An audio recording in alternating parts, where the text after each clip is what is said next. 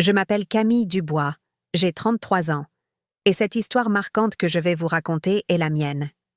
J'ai longtemps cru que j'avais atteint un équilibre parfait, une vie professionnelle florissante, un mariage solide et une existence confortable dans l'un des quartiers les plus charmants de Paris.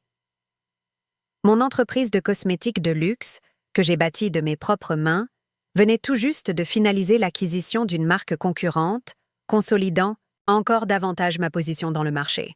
Mon mari, Laurent, un avocat renommé spécialisé en droit des affaires, partageait avec moi cette routine dorée faite de dîners privés, de vernissages d'art et de fins de semaine prolongées sur la Côte d'Azur.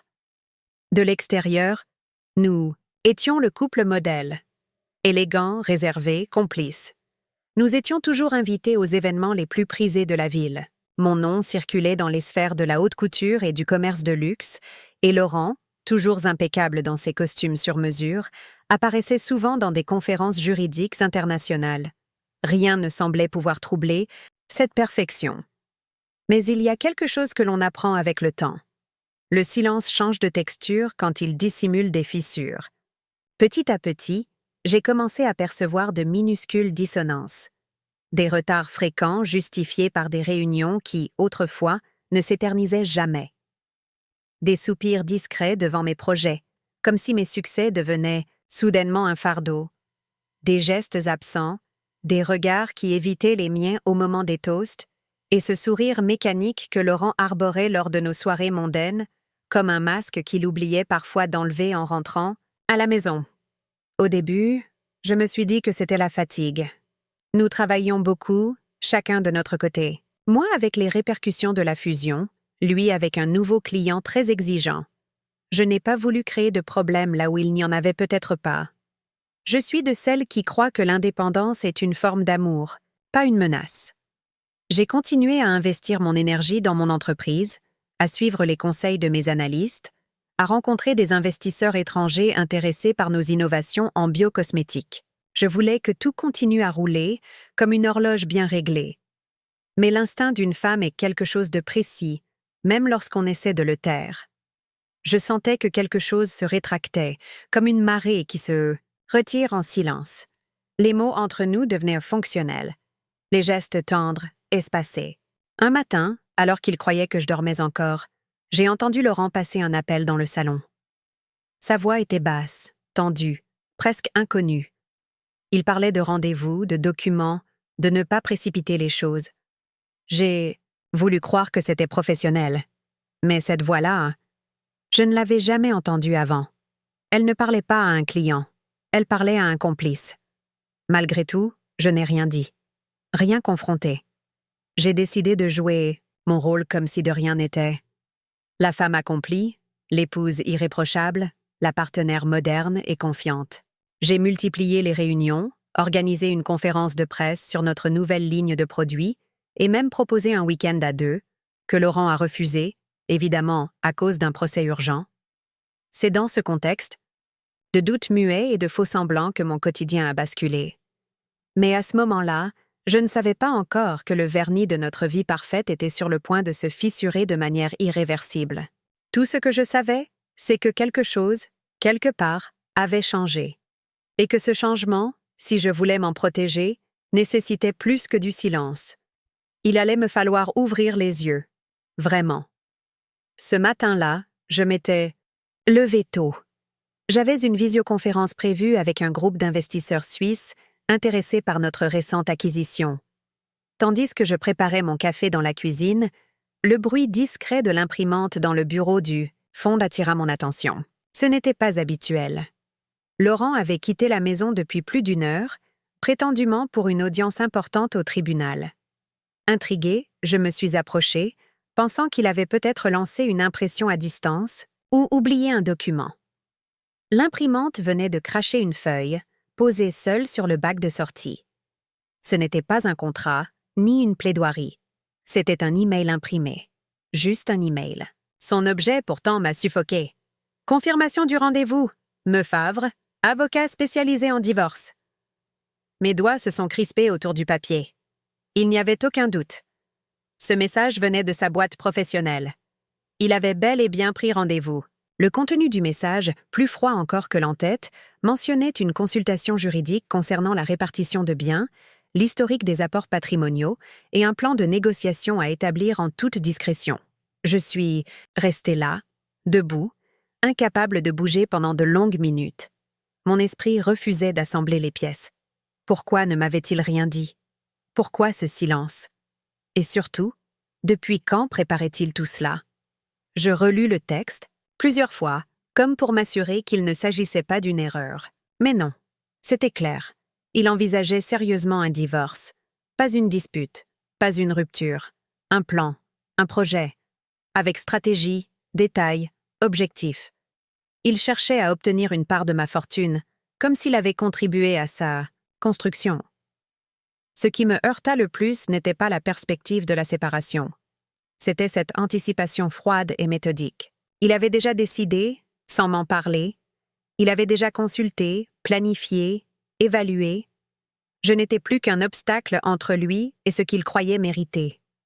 Ce matin-là, devant cette simple feuille de papier, j'ai compris que quelque chose s'était brisé au-delà de la réparation.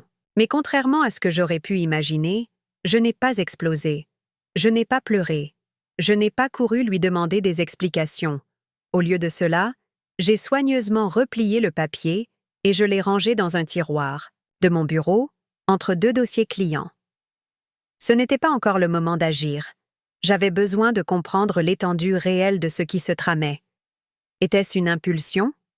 Un plan mûri depuis longtemps? Était-il seul dans cette manœuvre ou conseiller soutenu? Et pourquoi maintenant? Je devais observer, recueillir, vérifier. Durant les jours suivants, j'ai adopté une stratégie de silence absolu. Je n'ai rien modifié dans mes habitudes. J'ai continué à me montrer présente, enjouée, attentive. J'ai redoublé d'élégance, de disponibilité. Tout en moi criait la normalité, tandis qu'en moi tout analysait. Je notais les heures de ses déplacements, ses appels nocturnes, ses absences prolongées. Je commençais à reconstruire une chronologie silencieuse. Chaque détail, chaque incohérence devenait une pièce d'un puzzle plus vaste que je ne soupçonnais encore. Je me suis souvenu d'une amie de longue date, Claire, qui avait engagé un détective privé lors de sa séparation d'un magnate de la finance. À l'époque, cela m'avait paru extrême, presque théâtral. Aujourd'hui, c'était une évidence. J'avais besoin d'un regard extérieur, d'un professionnel qui saurait voir ce que moi, aveuglé par les années partagées, je risquais de manquer. Je n'étais plus seulement une femme trahie, j'étais une chef d'entreprise face à une tentative de démantèlement stratégique. Si Laurent voulait jouer à ce jeu, il découvrirait vite que je n'étais pas une proie facile. Mais pour cela, je devais me préparer.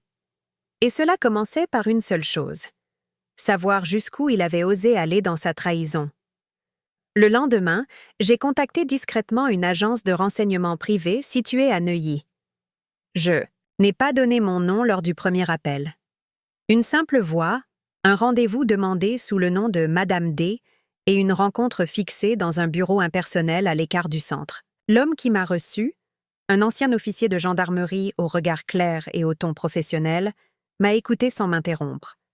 Je lui ai tendu une copie du mail imprimé. Il a lu sans sourciller, hochant la tête comme s'il avait déjà vu 100 fois ce genre de scénario.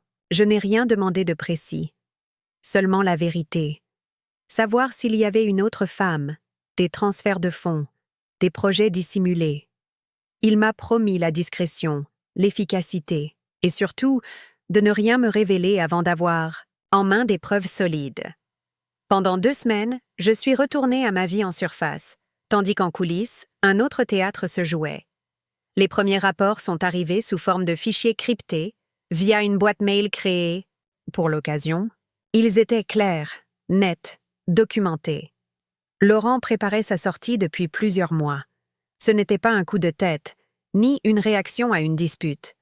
Il avait méthodiquement déplacé des actifs. Une somme importante, plusieurs centaines, de milliers d'euros, avait été transférée vers un compte offshore aux îles Caïmans.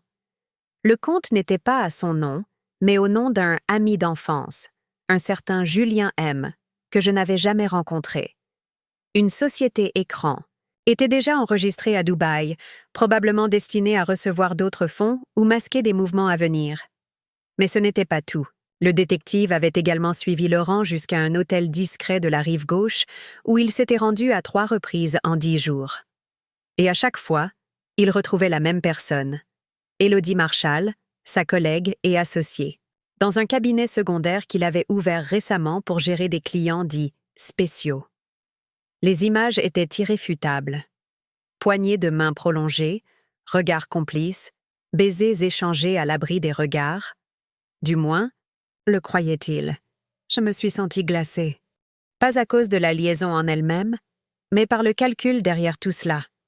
Il avait construit une seconde vie tout en restant dans la mienne.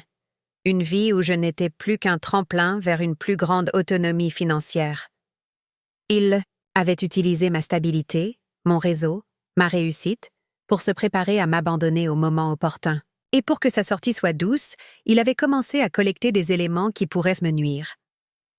Le détective avait récupéré des copies d'échanges entre Laurent et un fiscaliste peu scrupuleux dans lesquels ils discutaient de failles potentielles dans mes déclarations d'entreprise. Rien d'illégal, mais suffisamment flou pour semer le doute s'y présenter hors contexte. Pire encore, une série de courriels montrait qu'il tentait d'associer son nom à des décisions clés de ma société, comme s'il avait eu un rôle dans l'élaboration de notre succès. J'ai passé une nuit entière à relire ces documents. Chaque ligne était une blessure, mais aussi une leçon. Je ne devais pas laisser les émotions prendre le dessus. La douleur devait se transformer en stratégie. J'ai compris que je n'étais plus dans un mariage. J'étais dans une négociation hostile déguisée en union conjugale. Alors j'ai commencé à écrire, à compiler, à organiser mes propres dossiers, mes propres preuves. Je connaissais mon empire mieux que quiconque. Chaque décision, chaque action, chaque signature. Je savais que je pouvais prouver mon indépendance, mon mérite. Mais je savais aussi qu'il allait falloir agir avec finesse. Ce jeu ne se gagnerait pas par la colère. Il se gagnerait par le contrôle. Et j'étais prête à le reprendre. Dès les premières lueurs de l'aube, je me suis rendue à mon cabinet comptable, sans rendez-vous. Je voulais parler à mon conseiller financier personnel, Antoine Delmas, un homme de confiance que j'avais choisi il y a plusieurs années justement pour sa discrétion et sa capacité à anticiper les mouvements les plus subtils du marché. Il m'a reçu sans poser de questions, comme il le faisait toujours. J'ai verrouillé la porte du bureau derrière moi et j'ai commencé à parler. Pas des détails personnels, juste ce qu'il fallait. Je lui ai dit que je voulais sécuriser mes actifs. Tous, et immédiatement. En moins de 72 heures, la moitié de ma fortune personnelle, titres, actions, parts dans la société, investissements étrangers, fut transférée vers des structures sécurisées, réparties entre le Luxembourg, Singapour et le Liechtenstein. Des holdings existantes furent dissoutes, d'autres créées avec de nouveaux statuts, éloignant toute possibilité de revendication extérieure. Chaque mouvement était parfaitement légal. Chaque dossier préparé avec une telle rigueur qu'aucun tribunal ne pourrait le remettre en cause. Je n'ai rien dit à personne, pas même à mes plus proches collaborateurs. Mon avocat, Maître Launay, a reçu des consignes claires et laconiques. Préparer la structure juridique pour un éventuel contentieux patrimonial, sans mentionner de nom. Il comprit immédiatement. Il n'avait pas besoin de détails pour sentir que cette action n'était ni caprice ni précaution vaine. C'était une opération de survie. Simultanément, je me suis remise à travailler plus intensément que jamais sur un nouveau projet d'expansion de la marque. Une ligne de soins haut de gamme destinée à la clientèle asiatique, avec une approche biologique et un packaging innovant inspiré des traditions coréennes. L'idée m'était venue quelques mois plus tôt, mais je l'avais laissée en suspens. Cette fois, je la traitais comme une urgence. J'ai réactivé mes contacts à Séoul, contacté une agence de design à Tokyo et relancé une ancienne partenaire d'affaires à Hong Kong. Laurent ne se doutait de rien. Il continuait à jouer son rôle. Mari présent, professionnel surchargé, homme aimable au dîner. Il m'observait parfois, pensif, comme s'il cherchait à deviner si j'avais remarqué quelque chose. Je lui rendais son regard avec une tranquillité absolue. Je n'avais plus besoin de mots. J'étais en train de construire, dans l'ombre, un rempart que rien ne pourrait ébranler. Les week-ends, Je faisais semblant de consulter des magazines pendant que je relisais les documents envoyés par le détective. J'y ajoutais désormais mes propres éléments. Je recomposais une carte mentale complète de notre mariage, avec toutes les dissimulations et les faux-semblants mis en lumière. Chaque détail que je découvrais me confirmait que Laurent n'était plus qu'un acteur dans sa propre mise en scène, et que son troisième acte approchait. Mais je ne voulais pas me contenter de protéger mon empire. Je voulais aussi comprendre jusqu'où il pouvait aller. Ce n'était plus seulement une affaire de divorce. C'était un test de résistance. Il pensait me prendre au dépourvu. Il croyait que mon succès m'avait rendu aveugle. Il ne savait pas que j'avais grandi, dans une maison où l'on ne cédait jamais sans avoir tout tenté, où chaque silence cachait une stratégie. Je n'allais pas le détruire. Pas encore. Mais je venais de jouer mon premier coup. Et il était invisible. Quelques jours plus tard, alors que je revenais d'une réunion avec un nouveau fournisseur, coréen dans un hôtel discret du 8e arrondissement, je reçus un appel inattendu. C'était Jacques Reynard, mon ancien professeur de droit des affaires à la Sorbonne, devenu depuis un conseiller éthique auprès de plusieurs entreprises du CAC 40. Il n'appelait jamais sans raison. Et sa voix, toujours calme et posée, avait ce jour-là une gravité inhabituelle. Il me proposa un déjeuner dans un petit restaurant à Saint-Germain-des-Prés, connu pour sa discrétion. Je n'étais pas certaine de ce qu'il avait à me dire, mais j'y suis allée, animée par une curiosité prudente. Jacques était le genre d'homme que l'on écoute toujours jusqu'au bout. Il avait l'élégance d'un vieux maître et la mémoire affûtée d'un archiviste. Nous avons parlé de banalité pendant les 20 premières minutes. Il a complimenté mes récentes expansions, parlé des tendances du marché, évoqué la prochaine conférence à laquelle il m'avait invité. Puis, d'un geste lent, il sortit de sa sacoche un dossier brun. Il le posa entre nous, sans un mot, et me le tendit. Je le pris sans l'ouvrir immédiatement. Son regard m'invitait à attendre un endroit plus sûr. Ce n'est qu'une heure plus tard, dans le silence de mon bureau privé, que j'ouvris le dossier. Ce que je découvris me coupa le souffle. Des copies de contrats rédigés par Laurent dans son cabinet, où apparaissaient des clauses modifiées à l'insu de certains clients. Des notes internes suggérant des redressements fiscaux évités, de justesse grâce à des montages juridiquement discutables. Et surtout, une série d'échanges de courriels avec un agent immobilier très connu à Paris, dans lesquels Laurent faisait pression pour obtenir des commissions occultes lors de ventes à des personnalités étrangères. Ce n'était plus de la stratégie, c'était de la fraude. Subtile, soigneusement maquillée, mais réelle, et potentiellement explosive. À la fin du dossier, un post-it manuscrit, à utiliser uniquement si nécessaire, JR. Je me suis affaissée dans mon fauteuil, les doigts crispés autour du papier. C'était une arme, puissante, dangereuse. Ce dossier pouvait anéantir la carrière de Laurent en quelques heures, le faire radier du barreau, déclencher une enquête pénale. Mais l'utiliser aurait aussi un prix. Ce genre de document n'est jamais innocent. Il implique ceux qui le possèdent, ceux qui le transmettent, et ceux qui décident de le garder sous silence. J'ai laissé passer la soirée sans en parler à personne. J'ai dîné seule, pour la première fois depuis longtemps. Mon assiette est restée intacte. Ce n'était pas la colère qui m'habitait. C'était une forme aiguë de lucidité. Laurent ne m'avait pas seulement trahi comme épouse. Il s'était également discrédité comme homme de loi. Il ne respectait plus rien, pas les règles, pas les contrats, pas moi, mais quelque chose en moi résistait à l'idée de tout détruire. Je ne voulais pas d'un scandale. Je ne voulais pas devenir cette femme vengeresse traînant son mari dans la boue. Je voulais conserver mon élégance, mon contrôle, ma ligne. Ce dossier, je le rangeais dans un coffre sécurisé, au sein d'une étude notariale, avec pour seule instruction qu'il soit ouvert sur demande expresse de ma part. Pas avant. Ce soir-là, j'ai compris que j'avais gagné un pouvoir nouveau, celui de choisir, d'imposer mes règles, de garder intacte ma réputation, tout en tenant entre mes mains la clé de la chute d'un homme qui me croyait faible. Mais je savais aussi que Laurent n'en avait pas encore fini. Son prochain coup approchait, et il serait sans doute plus frontal. C'était un jeudi en fin d'après-midi, l'air encore tiède de la fin du printemps flottait sur Paris, et je rentrais tout juste d'une réunion avec mes directeurs de région. À peine avais-je franchi la porte de notre appartement que je perçus une tension inhabituelle dans l'air. Le silence n'était pas celui d'un espace vide, mais celui d'un lieu où quelqu'un attend.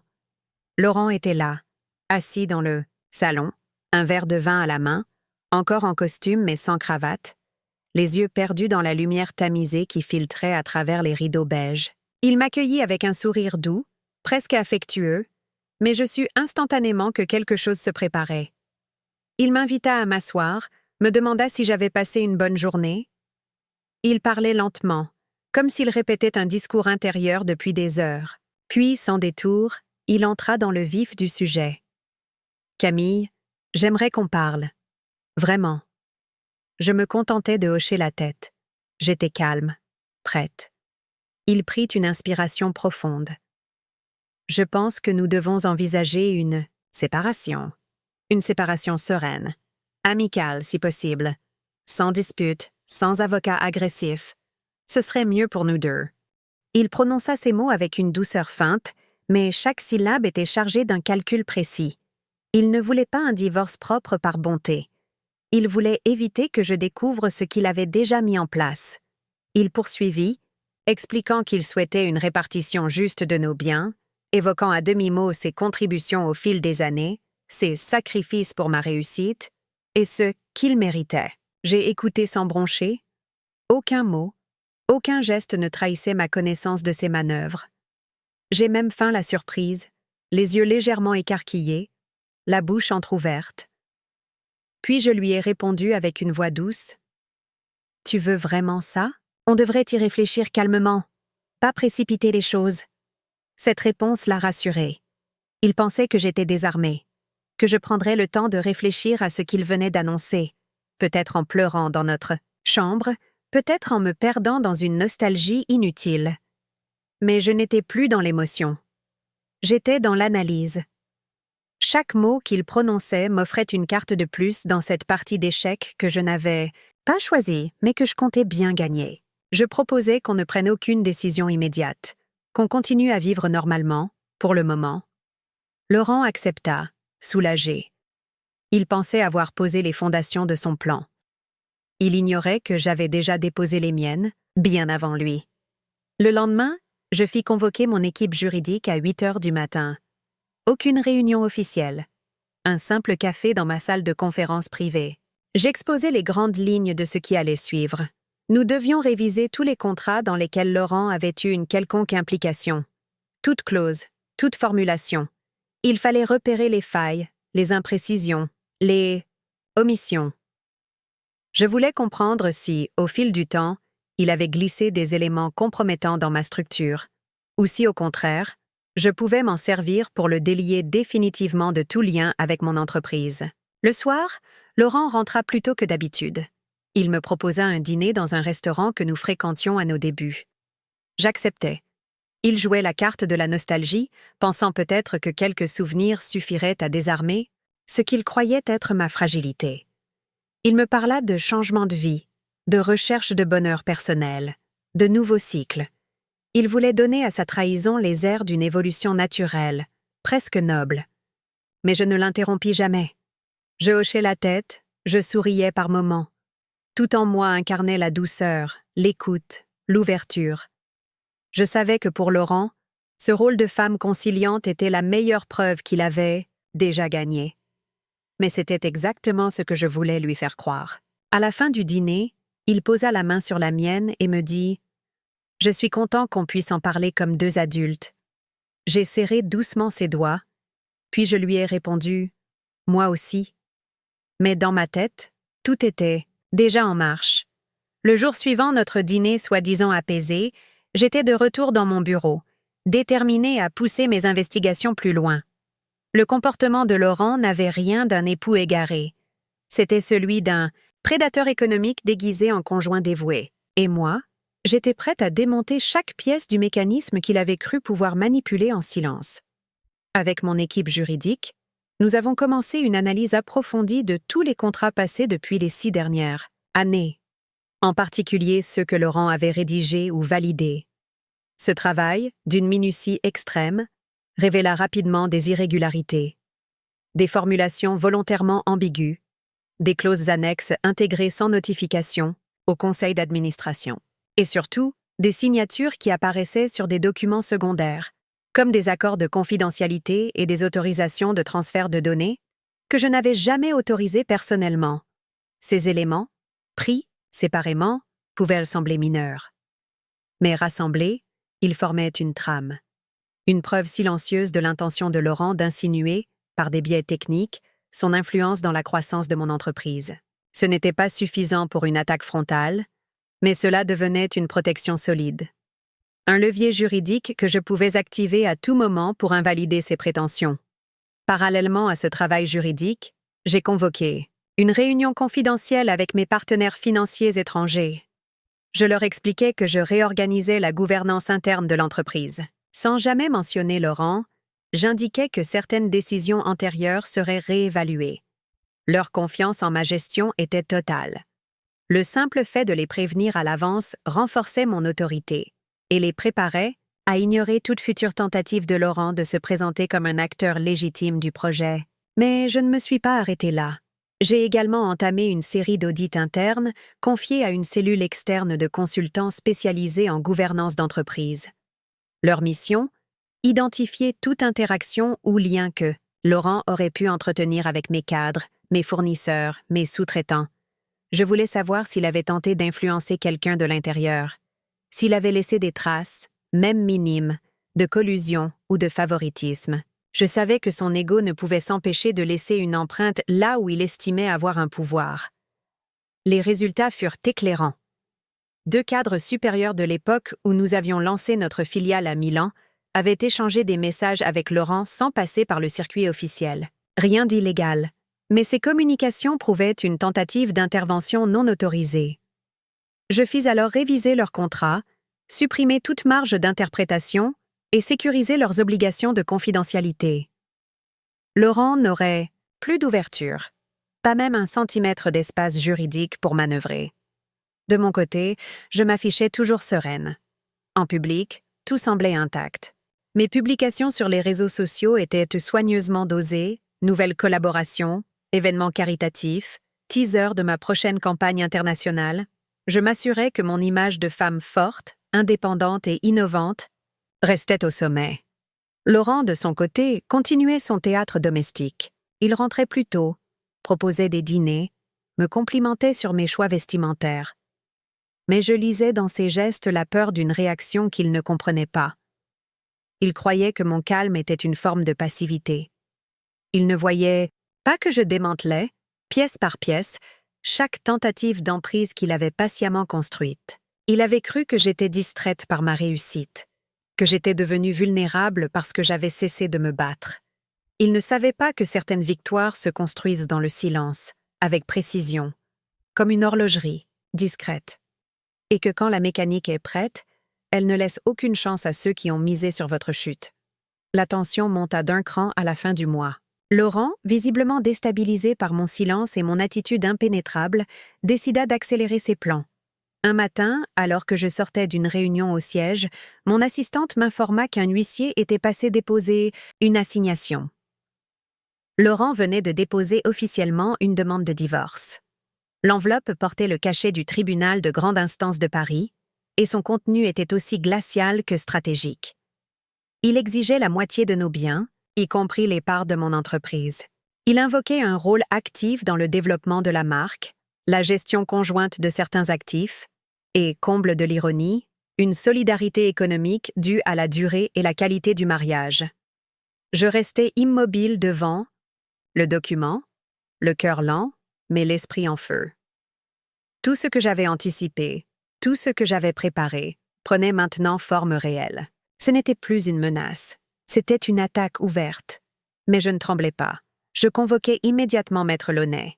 En lisant le dossier, il hocha la tête, puis me regarda longuement. « Il pense que vous allez vouloir éviter un procès public. » Je compris aussitôt l'allusion. Laurent ne comptait pas seulement sur la loi. Il comptait sur ma réputation, sur mon refus du scandale, sur mon besoin de discrétion dans un milieu où chaque rumeur peut devenir un poison. Je pris une inspiration. Nous allons répondre, mais en silence. Tout doit se faire à huis clos. Aucun document ne doit fuiter. Aucune émotion ne doit paraître. Je veux que tout se règle dans un cadre confidentiel. Mon avocate acquiesça. C'était notre force. L'élégance du contrôle. Pas une guerre de façade. Un jeu de stratégie. Laurent, dans son esprit, avait probablement interprété ma discrétion comme un aveu de faiblesse. Il croyait que mon refus de confrontation était une peur de l'exposition. Il ne se doutait pas que j'avais, depuis des semaines, désactivé toutes les bombes qu'il aurait pu utiliser contre moi. Et qu'à présent, j'avais entre les mains bien plus qu'un bouclier. J'avais un arsenal. Je fis ensuite convoquer un conseil restreint avec mon équipe administrative. Officiellement, pour préparer la nouvelle campagne asiatique. Officieusement, pour renforcer les protocoles de confidentialité, verrouiller les accès aux bases de données financières et suspendre tout transfert d'actions sans mon autorisation expresse. Je fis également auditer nos serveurs internes. Laurent avait été associé à certaines décisions informatiques à l'époque de notre expansion. Je voulais m'assurer qu'il ne restait aucune faille. Le soir, en rentrant, je le trouvais, dans le salon, un verre à la main, comme lors de notre première discussion. Il souriait, presque satisfait. Il m'attendait, probablement certain que l'assignation allait provoquer en moi une crise, une scène, une réaction. Je lui rendis son sourire en silence. Il me demanda si j'avais bien reçu la notification. Je répondis calmement « Oui, tout est en cours de traitement. » Rien de plus, aucune plainte, aucune colère, juste une réponse mesurée, froide, parfaite. Cela l'a surpris. Il ne comprenait pas. Il s'attendait à une riposte émotionnelle. Il ignorait que mon champ de bataille n'était plus le cœur. C'était la loi, les chiffres, la stratégie. Dans les jours suivants, je reçus plusieurs appels discrets. Des collaborateurs de Laurent, des connaissances communes. Tous semblèrent vouloir s'assurer que tout allait bien. Le message était clair. Il essayait déjà de manipuler le récit, de faire croire que j'étais difficile, froide, voire instable. Ce genre de bruit que les hommes plantent subtilement dans l'air, espérant que cela prenne racine. Je n'ai répondu à aucun. J'ai laissé le silence faire son travail. Car parfois, ne rien dire est la plus grande des démonstrations de puissance. Je ne m'attendais pas à ce que les choses prennent une tournure encore plus inattendue. Quelques jours après l'assignation de divorce, alors que je terminais de relire les dernières conclusions de l'équipe juridique, mon assistante entra dans mon bureau avec une enveloppe. Aucune adresse, aucun expéditeur. Juste mon nom, écrit à la main, d'une écriture sobre et soignée. Je l'ouvris, intrigué. À l'intérieur, il y avait une lettre et une clé USB. Le message était court, presque clinique. Vous devriez savoir à qui vous avez affaire. Ce que vous trouverez ici peut vous sauver. Ou l'anéantir. Aucun nom, aucune signature, rien d'autre.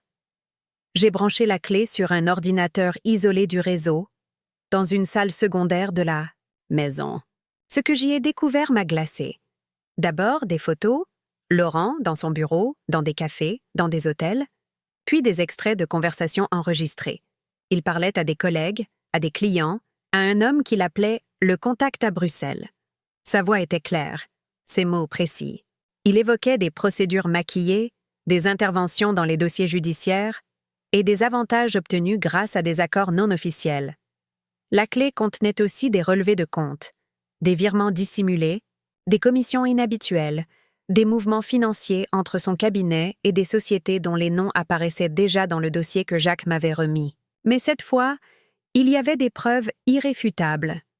Des fichiers audio avec des aveux, des vidéos floues mais exploitables.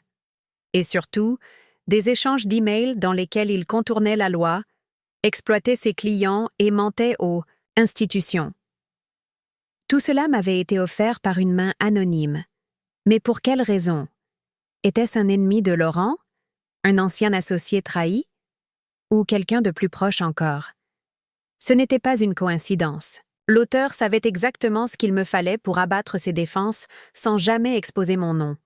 Et ce cadeau, aussi explosif soit-il, était tombé dans les meilleures mains possibles. Je fis immédiatement copier et sécuriser les données. 2 duplicata furent déposés dans des coffres chez 2 notaires différents, sous contrat d'ouverture différé. Je ne voulais pas que Laurent ou qui que ce soit d'autre puisse intercepter ou détruire ce matériel. Ce genre de précaution, j'en avais désormais fait une habitude. Ce soir-là, en regardant Paris s'endormir depuis mon balcon, je compris que quelque chose avait changé dans l'équilibre du pouvoir. Jusqu'ici, je jouais seul. Désormais, j'avais un allié inconnu. Un fantôme dans l'ombre qui voulait, pour une raison encore obscure, que je triomphe. Mais ce n'était pas la victoire qui m'importait à cet instant. C'était la méthode. J'avais désormais les moyens de neutraliser Laurent, sans bruit, sans scandale, de l'empêcher d'avancer d'un pas de plus. Et surtout, de lui prouver que son jeu venait de se retourner contre lui. Je n'allais pas l'écraser publiquement. Je n'avais pas besoin de cela. Je voulais qu'il se regarde un jour dans un miroir et qu'il comprenne. Qu'il réalise à quel point il m'avait sous-estimé. À quel point son plan, si finement pensé, avait été réduit à néant par une seule variable qu'il n'avait jamais su mesurer. Moi. Je fixais une date. Pas dans l'urgence. Pas dans la précipitation. Une rencontre encadrée, dans les formes, mais sans tension apparente. J'avais demandé à mon avocat, Maître Launay, d'organiser une réunion avec Laurent et son représentant légal. Ce serait la première confrontation directe depuis le début du processus. Je voulais que tout soit parfait. Ma tenue, mon discours, l'ambiance. Chaque détail devait exprimer une chose, le contrôle. La réunion se tint dans une salle feutrée d'un cabinet d'arbitrage privé situé près du parc Monceau. L'endroit était neutre, élégant, sans fioritures. J'arrivai la première, suivie de mon avocat. Laurent entra ensuite, accompagné d'un homme que je reconnus immédiatement. Me Corbin, célèbre pour ses négociations agressives dans les affaires de séparation de grandes fortunes. Son choix en disait long. Il pensait encore pouvoir marchander. Il ignorait ce que je tenais entre les mains. Je les laissai s'installer. J'attendis qu'ils ouvrent le dialogue. Me Corbin tenta une approche faussement cordiale, évoquant une volonté de parvenir à un accord équitable. Il parla d'intérêt commun, de préservation de l'image et d'un partage raisonnable. Laurent, lui, gardait ce regard prudent, mesuré, celui de l'homme qui croit pouvoir manipuler le cours de la discussion sans se salir les mains. Quand vint mon tour de parler, je posai calmement un dossier noir sur la table. Un dossier sans logo, sans étiquette. Je l'ouvris lentement, révélant les premiers documents. Je ne prononçai pas de menaces. Je ne haussai pas le ton. Je me contentais de décrire les éléments. Une à une, les preuves s'alignèrent. Transfert de fonds illicites, échanges compromettants, pression sur des clients, contournement, des règles déontologiques. Puis je sortis une tablette. Je lançai l'extrait audio le plus clair. La voix de Laurent résonna dans la pièce, froide, précise, en train de planifier une intervention sur un dossier sensible en contournant les normes. À ce moment précis, Me Corbin blêmit. Il comprit. Il tourna légèrement la tête vers Laurent, dont les doigts se mirent à trembler. Moi, je restais immobile. Je n'avais pas besoin de crier pour être entendu. Mon calme était plus bruyant que n'importe quelle explosion. Je laissai un silence s'installer. Puis je pris la parole, d'une voix posée. « Tout ce que vous voyez là est entre mes mains. Rien n'a encore été transmis, ni au fisc, ni à l'ordre des avocats, ni aux médias, pour l'instant. » Puis je refermai lentement le dossier. Me Corbin tenta de formuler quelques mots, mais sa voix se brisa. Il savait que la partie était perdue. Il me demanda, avec un ton prudent, ce que je comptais faire. Je répondis simplement « Je veux que cet homme renonce à tout, à mes biens, à mon entreprise, à toute prétention passée ou future. Je veux une rupture silencieuse et immédiate. » Laurent garda le silence pendant de longues secondes. Son visage s'était fermé. Son regard, autrefois si assuré, cherchait une échappatoire. Il savait que tout ce qu'il avait tenté, tout ce qu'il avait prévu, venait de s'effondrer sous le poids d'une seule décision. La mienne. Je me levai. Je vous laisse le temps qu'il faut pour réfléchir, mais sachez que le délai ne sera pas éternel. Puis je quittai la salle sans un mot de plus, laissant derrière moi une table où le pouvoir venait de changer de camp. Ce jour-là, je n'ai pas seulement repris le contrôle. J'ai imposé mes règles, dans son terrain, avec ses armes, et sans jamais me salir les mains. 3 jours s'étaient écoulés depuis notre confrontation. 3 jours pendant lesquels je n'avais reçu aucun message, aucun appel, aucun signe de Laurent ni de son avocat. Ce silence n'était pas une fuite. C'était une réflexion forcée, une évaluation de ses options, désormais drastiquement réduite. Il savait que, s'il persistait, je pouvais le faire tomber, lentement ou brutalement, et il savait que je n'hésiterais pas. Puis, le 4e jour, M. Corbin me contacta. Il demandait un nouveau rendez-vous, sans avocat cette fois. Laurent souhaitait me voir seul à seul, dans un cadre neutre, en dehors de tout environnement juridique. Je n'acceptais qu'à une seule condition, que la rencontre se déroule dans mon bureau, en plein jour, avec une caméra de surveillance discrète mais active. Je ne lui laissais aucun angle d'improvisation. Il arriva à 11 heures, sans son costume habituel, vêtu simplement, presque effacé. Ce n'était plus l'homme sûr de lui des dîners mondains. C'était un homme qui savait qu'il avait tout perdu, ou presque. Il s'assit sans un mot, le regard fuyant, les doigts joints comme pour se protéger de ce qu'il allait entendre. Je commençai. Pas avec hostilité, mais avec une froideur polie. Je vais vous faire une offre, unique, définitive. Puis je déposai devant lui un document préparé par Maître Launay. Il contenait une proposition claire, renonciation totale à tout droit sur mes biens, mes parts, mes marques, mes propriétés intellectuelles, mes investissements. En échange, une somme fixe, suffisante pour repartir, mais loin d'un partage égal, versée via un accord de confidentialité intégrale. Laurent releva les yeux. « Tu me proposes de disparaître contre un chèque ?» Je répondis sans « Sealer ». « Je te propose de sauver ce qu'il reste de ta carrière et d'éviter que ces dossiers ne deviennent publics. C'est ta meilleure option, et la plus douce. » Il lut le document. En silence. Je savais que chaque clause était un coup de marteau sur son orgueil, mais aussi une porte de sortie qu'il ne pouvait se permettre de refuser. Le montant était juste assez élevé pour lui éviter le naufrage, mais pas assez pour lui permettre de repartir comme avant.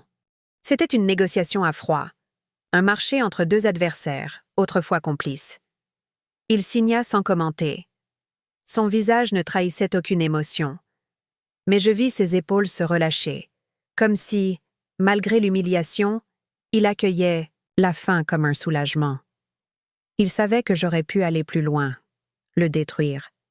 Mais je ne l'avais pas fait, et dans ce geste-là, il y avait peut-être une ultime forme de respect. En quittant le bureau, il se retourna brièvement. « Je ne pensais pas que tu serais capable de tout ça. » Je ne répondis pas. Il n'y avait plus rien à dire. Les mots avaient cessé d'avoir du poids entre nous. Ce qui comptait désormais, c'était ce que chacun ferait de ce qu'il lui restait. Il sortit. Définitivement. Et moi, je restais là, face à la fenêtre, regardant Paris étendre son calme au loin. Une guerre venait de se terminer. Mais une autre vérité, plus inattendue, encore, m'attendait dans l'ombre. Quelque chose que je n'avais pas prévu. Quelqu'un que je n'avais pas vu venir. La semaine suivante, la signature de l'accord fut d'un calme étrange. Plus de réunions tendues, plus d'avocats à consulter chaque matin. Juste le retour d'une routine feinte, où je me consacrais à la relance de la filiale asiatique et à la restructuration post-divorce de mes entités. Je croyais avoir refermé la dernière page de cette guerre. Mais un dernier acte, inattendu, attendait encore son heure. Un appel parvint à mon bureau, transmis par mon assistante avec une certaine hésitation. Elle dit que vous la connaissez, mais elle ne veut pas donner son nom. Juste que... C'est à propos de la lettre anonyme. Je fis signe de la mettre en ligne. Une voix féminine, posée, légèrement nerveuse, résonna. « Camille, c'est Élodie Marchal. » Je restai silencieuse. Elle poursuivit aussitôt, comme si elle savait que chaque seconde comptait. « Je ne vous appelle pas pour lui, ni pour nous. C'est fini. Je veux juste vous voir. Une seule fois. Il y a des choses que vous devez savoir. » Nous nous retrouvâmes le lendemain dans un café discret de la rue de Turenne. Élodie était vêtue simplement, sans maquillage, loin, de l'image soignée qu'elle projetait au bras de Laurent. Elle n'était pas venue pour se défendre, ni pour s'excuser. Elle était venue, je le compris très vite, pour sauver ce qu'il lui restait de réputation. Je vous ai envoyé les documents. C'était moi. C'est moi qui ai tout transmis, par l'intermédiaire d'un ancien contact de la DGSI. Je ne pouvais plus le couvrir. Il allait trop loin. Je ne répondis pas tout de suite. Elle poursuivit. Je savais ce qu'il faisait. Mais au début, je pensais qu'il s'en sortirait, qu'il maîtrisait les risques. Puis j'ai compris que non, il devenait dangereux. Pour vous, pour moi, pour tout ce qu'on avait construit. J'ai préféré agir avant qu'il ne soit trop tard. Je la regardais avec calme. Et pourquoi ne pas m'avoir contacté directement? Elle baissa les yeux. Parce que je savais que vous ne m'auriez pas cru.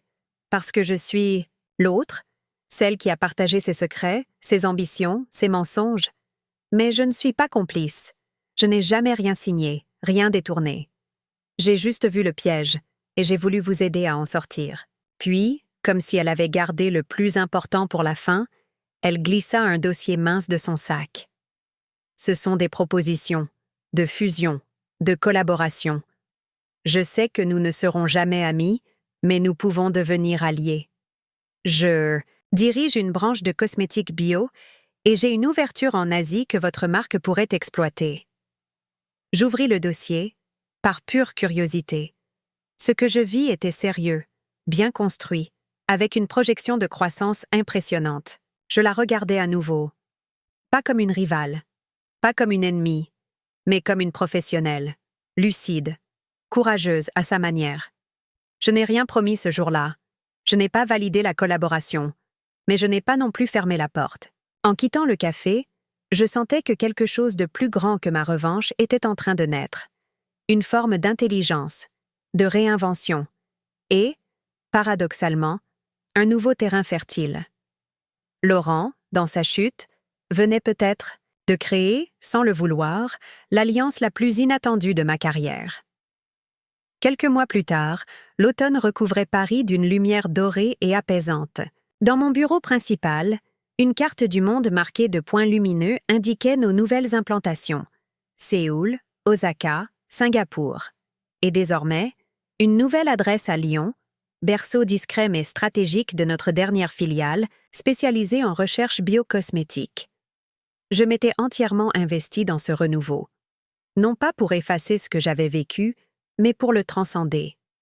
J'avais appris que la force ne réside pas dans le déni, ni dans la vengeance, mais dans la capacité à reprendre son élan après l'impact. Et j'en avais eu plusieurs.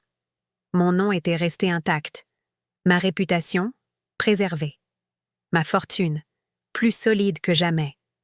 Et au cœur de ce calme retrouvé, une nouvelle collaboration, inattendue, s'était consolidée. Élodie Marchal et moi avions signé un accord d'association entre nos marques. Discrète, mais ambitieuse, cette alliance ouvrait des portes vers de nouveaux marchés et une clientèle engagée, soucieuse de transparence et d'innovation. Je ne cherchais plus à expliquer le passé, ni à le justifier. J'avais accepté qu'il fasse partie de moi, comme une cicatrice élégante que l'on n'essaie plus de cacher. Laurent avait quitté Paris. Il avait accepté son accord, renoncé à toute prétention et disparu du paysage médiatique. Quelques rumeurs évoquaient un nouveau départ à Montréal, un cabinet discret, loin du tumulte. Je n'en savais pas plus. Je ne voulais pas en savoir davantage. Un matin, en prenant un café face à la Seine, je réalisais combien j'étais devenue autre, plus précise, plus lucide, moins tolérante aux illusions. J'avais traversé une guerre silencieuse et j'en étais sortie libre. Seule, mais jamais isolée. Entourée de talents, de femmes et d'hommes loyaux qui avaient vu, dans ma chute annoncée, une renaissance possible. Je repensais souvent à cette première feuille imprimée, ce mail oublié sur une imprimante. L'instant déclencheur. Il avait fallu une trahison pour révéler ma résilience. Il avait fallu un effondrement pour reconstruire avec plus d'intelligence. Il avait fallu qu'un homme me sous-estime pour que je redécouvre ma pleine valeur. Aujourd'hui, je n'ai plus peur. Ni du doute, ni de la solitude, ni des choix radicaux. J'ai appris à lire dans les silences, à anticiper les stratégies cachées, à garder l'élégance même dans le conflit. Mon entreprise n'est plus seulement une marque. Elle est devenue un manifeste. Une preuve vivante que l'intuition, la finesse et la détermination peuvent bâtir des empires et les sauver, quand tout semble perdu. Et si un jour quelqu'un me demande ce que cette histoire m'a laissé, je répondrai sans hésitation, la paix. Une paix que je n'aurais jamais connue sans avoir traversé le feu.